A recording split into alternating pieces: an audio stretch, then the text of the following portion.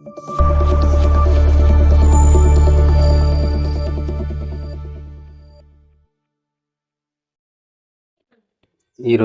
మనం 12వ భావము లక్షణాలు మరియు ఆ భావంలో లేదా ఆ భావాధిపతి వివిధ రాశులలో ఉన్నప్పుడు వచ్చే ఫలితాల గురించి చర్చించుకుందాం. సో వివాహ పొంతనని గమనించేటప్పుడు కూడా మనం ఇక్కడ 12వ హౌస్ని ప్రధానంగా తీసుకుంటాం. ఎందుకంటే అది 12వ హౌస్ అనేది శయన స్థానము, బెడ్ కంఫర్ట్స్ని చూపిస్తుంది కాబట్టి వివాహ పొంతనలో దాన్ని కూడా పరిగణలోకి తీసుకుంటాం. అదేవిధంగా ఇది శయన సుఖ సంపదలని ఇచ్చే స్థానంగా చెప్పుకుంటాం. తర్వాత అధికంగా భోగాలను అనుభవించేటువంటి స్థానంగా కూడా దీనిని చెప్పుకుంటాము. తర్వాత ఇక్కడ కర్మ నుండి విముక్తి అవుతాడా లేదా ఈ జన్మలో అనే విషయాన్ని కూడా మనం ఇక్కడ 12వ హౌస్ నుంచే చూస్తాము. అదేవిధంగా జీవితంలో ఒంటరితనాన్ని, తర్వాత నష్టాలని, ఖర్చులని, అదేవిధంగా దైవికపరమైనటువంటి దర్శనాలని, తర్వాత వ్యక్తి సానుభూతి పరుడా, క్రూయల్ మెంటాలిటీ ఉంటుందా అనే విషయాన్ని కూడా మనం ఇక్కడే గమనిస్తాము. తర్వాత ఇక్కడ సహాయ గుణము, తర్వాత ఎదుటివారి యొక్క పెళ్ళికి కానీ లేకపోతే ఎదుటివారికి సహాయం చేసే గుణాన్ని కూడా మనము 12th హౌస్ నుంచే చూడవచ్చు. తర్వాత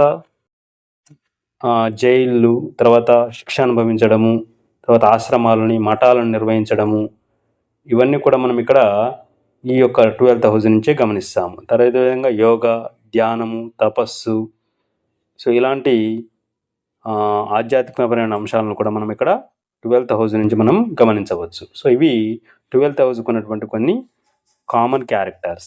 అయితే ఇక్కడ 12th హౌస్ లార్డ్ మనకు వివిధ హౌజుల్లో ఉన్నప్పుడు ఇచ్చే ఫలితాలు మనం గమనించినట్లయితే, సో 1వ హౌస్లో అంటే మొదటి హౌస్లో లగ్నాత్ మొదటి హౌస్ అంటే లగ్నంలో 12th లార్డ్ ఉన్నప్పుడు లక్షణాలు, ఆ వ్యక్తి ఆధ్యాత్మిక లక్షణాలు ఎక్కువగా ఉంటాయి.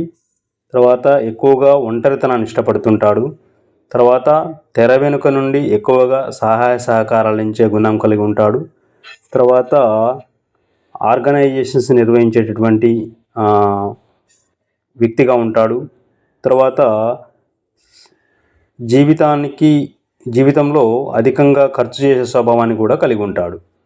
అదే 12th హౌస్ లార్డు 2వ ఇంటిలో ఉన్నప్పుడు కుటుంబంలో అధికంగా ఖర్చులు ఉండడము, ఆర్థికంగా ఎదురు దెబ్బలు తగలడము, కుటుంబంలో ఒక రకమైనటువంటి శాంతి అనేది లేకపోవడము, ధన నష్టం అధికంగా ఉండడము, సమాజంలో గౌరవం తక్కువగా ఉండడము, జాతకుడు ఇచ్చినటువంటి మాటపై నిలకడ లేకపోవడము, విద్యపై ఆసక్తి ఉండకపోవడము, తర్వాత ఎక్కువ కూడా పుకార్లని లేదా గాసిప్స్ని ఎక్కువగా ప్రచారం చేసే గుణాన్ని కలిగి ఉండడము, ఒక లక్ష్యం లేనటువంటి వ్యక్తిగా జీవితాన్ని గడపడం అనేది 2వ హౌస్లో 12th లార్డ్ ఉన్నప్పుడు కనిపిస్తుంది.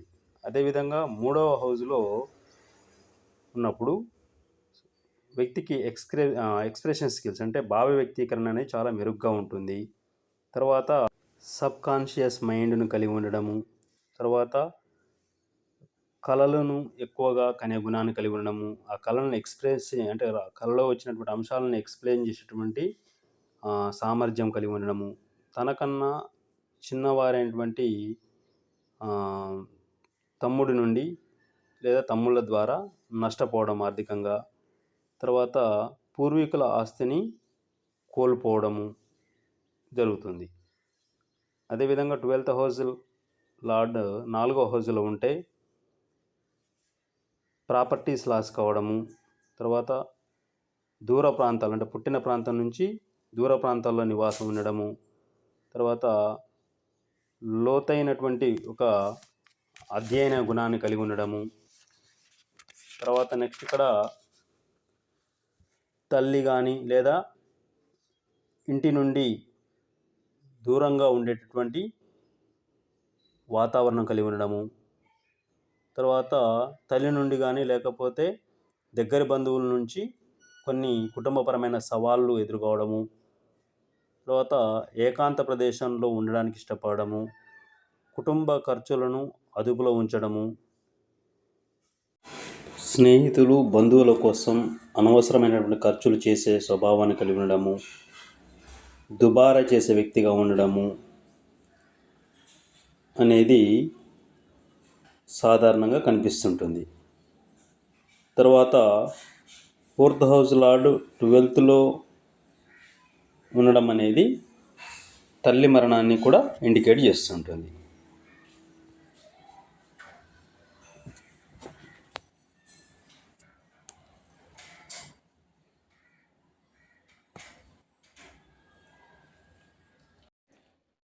ఐదవ హౌస్లో ఉన్నప్పుడు వ్యక్తి ఉపచేతన మనసును కలిగి ఉండడము, ఒంటరిగా ఉండే స్వభావాన్ని కలిగి ఉండడము, ఆధ్యాత్మిక దృక్పథాన్ని కలిగి ఉండడము, తీర్థయాత్రలకు ఎక్కువగా సందర్శన చేయడము, తర్వాత ఆలయాలను నిర్మించడము, జీర్ణావస్థలో ఉన్నటువంటి దేవాలయాల పునరుద్ధరణకు ఆసక్తి కలిగి ఉండడము, అన్నదానము, వస్త్రదానము, విద్యాదానం లాంటి సోషల్ యాక్టివిటీస్లో పిల్లల విషయంలో అధికంగా ఖర్చు చేసే స్వభావాన్ని కలిగి ఉండడము, తర్వాత పెద్దలకు చేసేటటువంటి ఖర్చును, తర్వాత జ్ఞాన సంబంధమైనటువంటి అంశాల కోసం అన్వేషించేటువంటి గుణాన్ని ఈ యొక్క 12th హౌస్ లార్డ్ 5th హౌస్లో ఉండడం వల్ల తెలుపుతుంది. అందరూ కూడా ఛానల్ని వీక్షించండి, ఆదరించండి, సబ్స్క్రైబ్ చేసుకోండి, మీ యొక్క బంధుమిత్రుల యొక్క గ్రూపుల్లో షేర్ చేయండి. Thank you for your watching.